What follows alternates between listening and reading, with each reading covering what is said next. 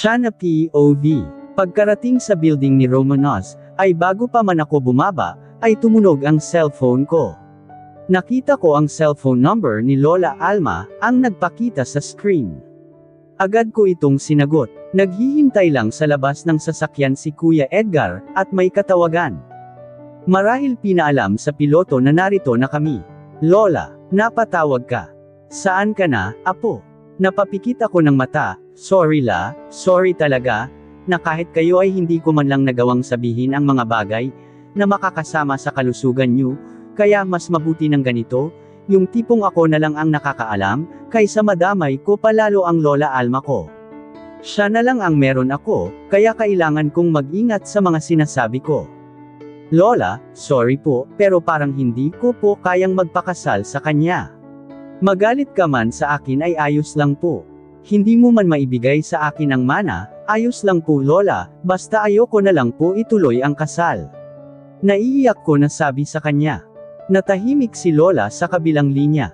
Naiintindihan kita, apo, di ba sabi ko sa'yo, kung saan ka masaya, ay hindi kita guguluhin, at susuportahan pa rin kita. Pero isang tanong, isang sagot, iha. Are you sure na hindi mo na talaga papakasalan si Zane? Kawawa naman ang bata na yun. Ang lungkot ng mukha. For sure, maagang magkaka-wrinkles ang asawa mo, dahil pinaasa mo sa kasal na hindi naman pala matutuloy. Lola, kung alam mo lang Lola, kung alam mo lang. Oh, don't worry, hindi naman kita pinapakonsensya, I respect your decision, pero sana pinakinggan mo muna ang paliwanag niya. I don't know kung nakikinig ba ang bata na yon. Ani ni Lola. Where is he, Lola? Biglang tanong ko.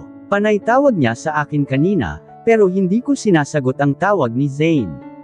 Naibigay ko na sa kanya ang gusto niya, ano pa ba ang gusto? Ayun hinahanap kanya. Tawag ng tawag sa bahay, at sinabi ng kasambahay natin na sumagot na kanina ka pa nakaalis. Nagwala nga rito kanina sa chapel eh. Ngayon, hindi ko alam kung saan pumunta. Saan ba ang tungo mo, ngayon? Buntis ka, remember apo? Baka. Mapano kayo ng apo ko? Pag-alala ni Lola, hilaw akong ngumiti kahit hindi niya man nakikita. Kaya ko naman Lola, huwag niyo lang pong sabihin kung saan po ako pupunta. Bakit? Saan ba ang balak mo, at mapadalhan kita ng makakasama sa pupuntahan mo, delikado apo? Dapat pinag-uusapan yung dalawa ang mga bagay, na hindi nyo pakikipag-intindihan, kung may mga bagay man na nagawa ang isa sa inyo, ay dapat magpakumbaba, hindi isang dahilan ang pagtakas o paglayo sa problema, o hindi pakikipag-intindihan, dahil mas lalo kayong masasaktan sa isa't isa. Lola. At kapag napag-usapan nyo, na ay baka dyan nyo pa malalaman, kung kailangan na bang bumitaw sa isa't isa, o bigyan pa ng pangalawang pagkakataon, ang bawat isa. Nakasalalay sa inyo bilang individual, o kaparehas ang mga desisyon sa buhay, if it's your choice then free to let go of the person. Pero pakinggan nyo muna ang bawat side, at baka may mga bagay na masasaktan lang kapag nalaman mo ito. Ang problema apo ay hindi tinatakbuhan, bagkus may tapang kang harapin ito. Mahabang pangaral ni Lola, habang ako naman ay pinipigilan ng humikbi.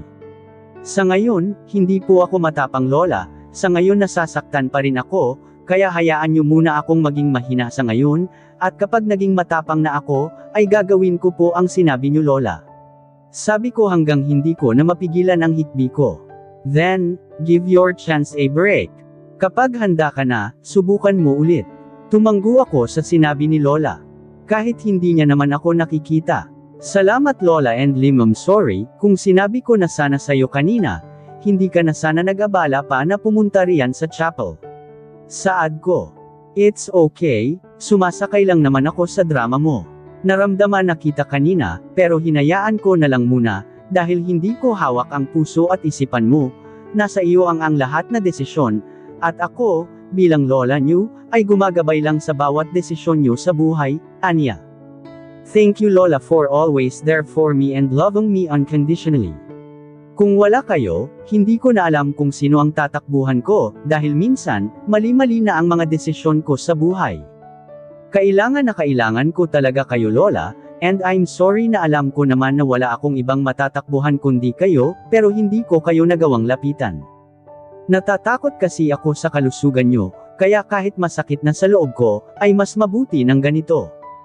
Pero Lola kita, kahit na anong tago ko sa mga nangyayari sa buhay, at mga pinagdaanan ko, ay kayo ang sandalan ko kaya maraming salamat po. Hanggat nabubuhay pa ako apo, hanggat humihinga pa ang lola mo. Huwag kang mag-atubiling lumapit sa akin. Pinaglaban kita noon, hanggang sa huli ipaglalaban pa rin kita. Nandoon ako sa mga panahon, nakamuntikan mo nang hindi makilala, pero pinaglaban kita, para bumalik ka lamang sa dating ikaw na masaya, kaya sobrang proud ako sa iyo, na sa lahat ng pagsubok na pinagdaanan mo ay lumaban ka, at ngayon na may pagsubok na naman na dumating sa buhay mo. Huwag kang sumuko apo, isipin mo na maraming nagmamahal sa iyo. Hindi ang kahapon ang sisira sa iyo, hindi apo. Lola, hindi ko po kayo maintindihan. Wika ko, kasi bakit parang ang lalim na ng sinabi ni Lola Alma. Huwag mong pilitin apo, ayokong bumalik ka sa nakaraan. Huwag pilitin na maintindihan agad ang sinasabi ng lola mo. Mas lalong nangunot ang noo ko, dahil sa sinabi ni Lola. May hindi pa ba ako nalalaman? Natapos ang usapan namin ni Lola, nagulong-gulo ang isip ko. Napabuntong hininga na ang ako, at pinakalma ang sarili ko. Sinilip ko ulit ang maraming text ni Zane sa akin. Nagtatanong kung nasaan na ako. Binaliwala ko iyon, at pinatay ang cellphone ko, hinanda ang sarili para lumayo muna, kailangan na makarating na agad ako sa island, na kung saan hindi niya alam na naroon ako. Kailangan ko munang ikumpleto ang check-up ko sa Oakjine, bago ako pumunta sa ibang bansa, para doon na muna manirahan, hanggang sa makapanganak na ako. Kailangan ko ring tapusin ang mga paperwork ko sa opisina, at wait, kanino ko ba ipapasa ang trabaho ko, noong nabuntis din pala si Natalia. Si Monshin kaya pero, pinilig ko ang ulo ko, dahil sa daming iniisip, bigla tuloy akong nagutom. Paglabas ko ng kotse, ay agad akong dinaluhan ni Kuya Edgar. Salamat kuya, nariyan na ba ang pilot na magdadala sa akin sa Elsa? Tanong ko sa kanya. Yes Miss Shana Cole, kanina pa po naghihintay sa rooftop, wika niya. Thank you, pakisabi kay Dark Romanos, na ibabalik ko agad ang helicopter niya. Copy Miss Cole, dala ang malita, na hinanda ko pa noong isang araw, ay sumunod ako kay Kuya Edgar, sakay ng elevator patungo kung saan naroon ang helicopter, na pagmamayari ng naging kaibigan ko na si Dark Romanos. Mabuti pa ang isang yun, happily married sa kanyang secretary/receptionist. Loko na yun then recently ko lang nalaman, na nagseselos pala si Miss Chavika sa akin, anak ng mafia si Dark, kaya ekis iyan sa akin. Habang papalapit sa helicopter, ay ramdam ko ang kabog ng dibdib ko, hindi ko alam kung bakit. Parang gusto kong umatras sa lakad ko ngayong araw. Noong na hindi familiar sa akin ang lugar na pupuntahan ko, pero bahala na dahil nasimulan ko na ito, kailangan ko na lang magmadali, at baka magabihan ako ng dating. Mag-ingat po sa pag-akyat, Miss Shana Cole. Napangiti ako kay Kuya Edgar. Nakita ko ang isang ama sa kanya, kung paano siya sa simula pa lang ako alalayan, kapag kinuha ko siya na maging driver o piloto sa mga lakad ko. Sa ngayon kasi wala siyang duty, dahil on leave si Kuya, dahil may reunion sila ng kanyang anak na narito sa Manila, pinagbigyan lang ako ngayon. Kaya naiintindihan ko naman. May nakuha sila na kaibigan ni Dark na magaling na piloto, kaya hindi ako masyadong nag-alala. Thank you po, Kuya Edgar. Enjoy niyo muna ang bonding niyo po sa mga anak niyo. Nasa bank account niyo na po ang pera kuya, kaya salamat po ng marami sa tulong niyo sa akin. Sabi ko at ngumiti lang si kuya sa akin. Dahil hindi na kami magkarinigan, kaya nagpaalam na ako kay kuya. Walang linggan na pumasok ako sa loob ng helicopter, habang hawak ko ang bag, at sa kabilang side naman ay paghawak ko sa aking buhok, dahil nalilipad na ito hangin. Ramdam ko na talaga ang gutom, mabuti na lang may baon akong biscuit sa bag, at dried mango, ito na lang ang lalantakan ko habang nasa himpapawid. Ready, Miss Cole? Narinig kong wika ng isang bar itong boses ng piloto. Pagkaupo ko ng maayos sa likuran, ay saka pa ako tumangala, para sabihin sa piloto na handa na ako. Pero biglang naluso ang ngiti ko, nang makilala kong sino ang piloto ko. Lumingon siya sa akin, kaya nagkatinginan kami. I gritted my teeth. Ikaw? Yes, it's me. What are you doing here, Vinyo Zane Mornet? Bababa ako. Why? Matalim akong tumingin sa kanya. Parang wala lang sa kanya Inirapan ko siya. Bababa ako o magwawala ako rito. Bababa ako, dahil ayokong makita ka. Iyang mukha mo, ilong mo, labi mo, buhok mo, suot mo, lahat-lahat sa'yo ay ayokong makita. Galit kong sigaw sa kanya, pero ang gago ngumisi lang. Anong nakakatawa ha? Tanong ko, sabay palo sa kanyang balikat. Kalma ma'am, at baka ano tayo? Anong ma'am ang pinagsasabi mo riyan ha? Wala na ba akong pangalan? Kilala mo ako Zane. At ano naman sa'yo, kung anong mangyari sa akin? Wala kang ang paki sa akin tapos ganyan ka pa umasal. Buksan mo at lalabas na ako. Sigaw ko kay Zane Mornet. Later, ma'am, pagkarating natin sa pupuntahan natin. What? Sa sarili kong isla ako pupunta. Sigaw ko sa kanya. May sarili rin kaming Elsa, ma'am, kaya huwag po kayong malikot sa likod, at baka mapag-alitan pa ako ng unggoy na yon. Ano raw? Pinagsasabi nito, hindi mo ba ako kilala ha? Nagka-amnesia ka ba? Bagkus sagutin niya ang tanong ko, mas ngumisi pa lalo ang loko. Ano ba Zane? Bababa nga ako sabi eroplano na lang ako sasakay, kaysa makita ko yung pangit na mukha mo. Galit ako kaya kung ano na lang lumalabas sa bibig ko. Ouch! Grabe naman kayo sa pangit ma'am, siya lang iyon. Guwapo ako kaysa kanya. Pinagsasabi nito, ito na lang ma'am, huwag po kayong malikot dyan sa likod, at ako na ang bahala. Hindi nyo malalaman ang totoo, kung hindi tayo makarating sa paroroonan, dahil baka sa sobrang likot nyo, ay baka ano pa ang mangyari sa atin sa himpapawid, ayos po ba ma'am? Ano bang pinagsasabi mo? Pinagluloko mo ba ako, Zane? Kunot nuo kong tanong sa kanya. Nuwerduhan na sa mga kinikilos ng lalaking ito. Basta magugulat ka na lang ma'am sa pa-surprise mamaya.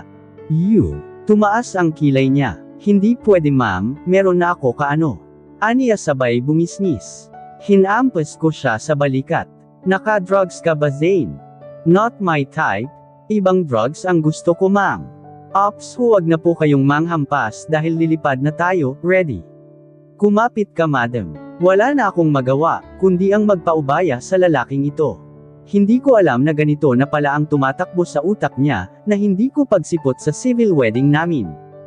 Titiraizan talaga kita, kapag nakababa na tayo Zane, sinasabi ko sa'yo. Kung makakahabol ka sa akin. I hate you. Ouch, it really hurts.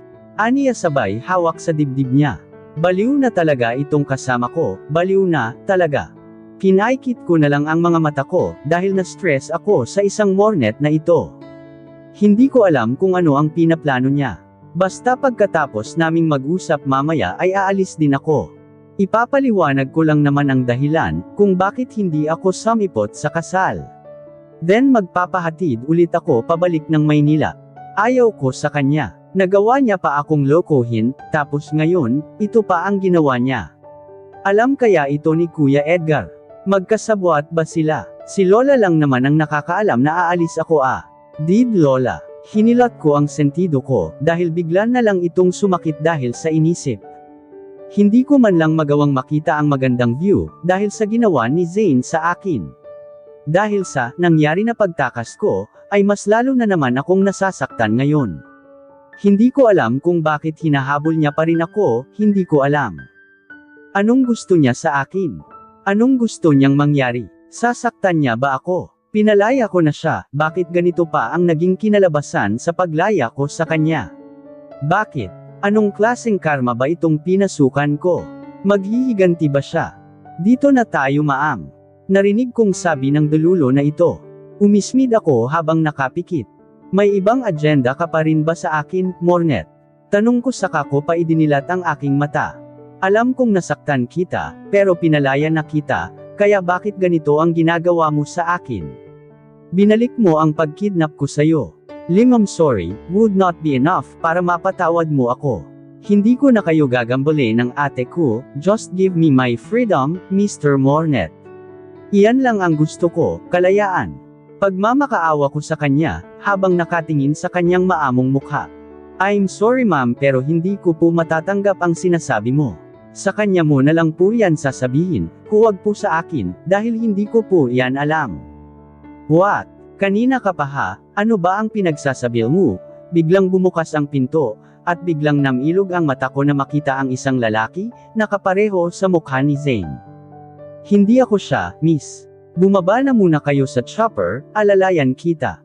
Mas lalong nangunot ang noo ko, dahil sa nakikita at ang boses niya, ay hindi ka boses ni Zane. Minalayno ba ako? O isa na lang ang mukha ng lalaki sa mundo? Ay nalalayan niya akong bumaba, kahit nainas ako sa pagmumukha niya, at mas lalong namilog ang mata ko, kung sino-sino ang mga nakikita ko. Kailan pa naging dalawa si Zane? Anong nangyayari? Sino ba talaga kayo? Ikaw ba si Zane? Sino ba sa inyo? Tanong ko kay Zane, na nasa harapan ko, at ay nalalayan pa rin akong bumaba sa chopper. Nasa rooftop kami ngayon ng isang building, na hindi ko naman matukoy kung saan ito sa Pilipinas. Nasa isla ba ako o city? Don't worry, he's coming. What are you talking about? May iba pang Zane. Pinagluloko niyo ba ako? Maya-maya ay may narinig akong isang chopper, na paparating pa lang sa dako namin. Agad kaming lumayo sa kung saan ito bababa. Habang kagat ang mangga na binili ko kanina sa gilid ng kalsada, papunta sa building ni Dark, ay kasama ako sa naghihintay sa kung sino man ang bababa sa chopper na yan. Bumungisngis naman ang katabi kong lalaki, na for sure hindi si Zane, hindi baliw si Zane. Unang bumaba si Ate Jean, habang ay nalalayan siya ng kamukha ni Zane, na kung saan isang piloto. Sa nakikita ko, may nararamdaman ba akong hapdi sa puso ko, dahil nilapitan niya ang kapatid ko. Nasaktan ba ako sa pagyakap niya kay ate? Hindi. Hi kapatid, nagulat ka ba? Ate, siya na ang bahala na magpaliwanag sa'yo, kahit ako naguguluhan noong una. Ngayon, ikaw naman, see you later, okay. Saad ni ate, at hinalikan ako sa noo, bago naglakad at pinuntahan ang kamukha ni Zane. Habang ang isang lalaki na umalalay sa akin kanina, ay wala na sa paligid. Maya-maya ay bumaba ng chopper ang kamukha ng dalawa, at nang mahadyap niya kung saan ako, ay may pag-alala at galit sa kanyang mga mata na nakatitig sa akin. Halos hindi ko malunok ang mangga na kinakain ko, dahil sa pinapakita ni Zane na oras sa akin. At ang dagandong ng puso ko ay mas lalo akong kinakabahan. Nasasaktan ako habang naiiyak na makita siya. Babe, tawag niya sa akin, habang nagmamadaling lumapit sa kinaroroonan ko. Umiling naman ako habang papalapit siya. Babe, hindi ko alam. Tanging nasabi ko paglapit ni Zane, habang panay ang iling, bakit, di mo sinabi sa akin? Ha, bakit? Babe, para akong tanga na walang kaalam-alam sa nangyayari sa paligid ko. Tell me now, tatlo kayong magkakapatid. Triplets, magkamukha kayong tatlo. Tama, tanong ko sa kaharap ko. Tell me, who are you exactly? Vinyo Zane Mornet, babe. How are you feeling now? Tanong ni Zane sa akin. Naalala ko na kung bakit ganyan ang tanong niya sa akin. Bigla kasi akong nahilo kanina, kaya ngayon pa lang ako nagising. Marahil sa sobrang gutom at pagod sa nangyayari, kaya ako nahimite. I'm good. Thank you for asking. Nagugutom ako. Sambit ko. Alright, magpapahanda ako ng pagkain. Ano ang nararamdaman mo ngayon? Nakadungaw itong nakatingin sa akin, habang nakahiga pa ako sa kama. Dahil sa tanong ni Zane, kaya nakasimangot akong. Tinatampal ang dibdib niya, pero hindi man lang siya pumalag. I hate you. I hate you. Ani ko habang pinipigilan na hindi lumuha sa harapan niya. Bakit hindi mo sinabi sa akin, ha? Bakit hindi mo sinabi na may mga kapatid ka pala? Ang alam ko lang kasi, na nag-isa ka lang na anak ni mommy and daddy, then now, kung hindi ako naglayas, hindi ko malalaman.